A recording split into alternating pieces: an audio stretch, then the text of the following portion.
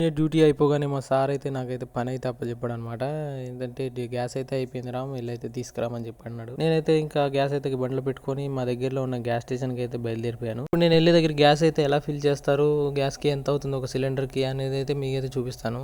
ఎప్పుడైనా కొత్త డ్రైవర్లు అయితే గుర్తుపెట్టుకోండి, ఫస్ట్ రాగానే ఇక్కడైతే సీట్ బెల్ట్ అయితే పెట్టుకోండి. ఎందుకంటే ఇక్కడ సీట్ బెల్ట్ లేకపోతే దగ్గర 20 కేడీ నుంచి 50 కేడీ దాకా ఫైన్ అయితే పడే ఛాన్స్ అయితే ఉంటుంది. ఇప్పుడైతే నేను మా ఏరియాలో ఉన్న జమియా దగ్గరికి అయితే వచ్చాను. ఇదైతే జమియా నయీం అని అయితే పిలుస్తారు ఇక్కడ అందరూ. ఇక్కడ జమియా కొంచెం దాటిన తర్వాత పక్కకైతే ఉంటుంది గ్యాస్ స్టేషన్. అక్కడికి వచ్చి అయితే మనం బండి అయితే పార్క్ చేసి డోర్ అయితే ఓపెన్ చేస్తే అతనే అయితే వచ్చి గ్యాస్ అయితే లోపల అయితే పెట్టేస్తాడు. గ్యాస్ అయితే తీసుకొని కొత్త గ్యాస్ ఇచ్చినందుకు మన దగ్గర అయితే 750 ఫిల్స్ అయితే తీసుకుంటాడు.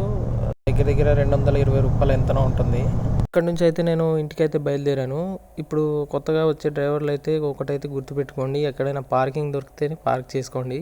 పార్కింగ్ దొరకలేదు కదా అని చెప్పి రోడ్ సైడ్కి అయితే ఆపారండి మాత్రం పక్కా 20 దినాలు ఫైన్ అయితే పడుతుంది. ఎందుకంటే పార్కింగ్లో లేకపోతే ఇప్పుడు అంటే రూల్స్ అంటే చాలా స్ట్రిక్ట్ అయితే చేస్తారు. ఇక వెంటనే గ్యాస్ అయితే తీసుకొచ్చి మా సార్ ఇంట్లో అయితే పైన అయితే పెట్టేసి మా సార్కి అయితే ఒక ఫోటో అయితే తీసి పెట్టేశాను.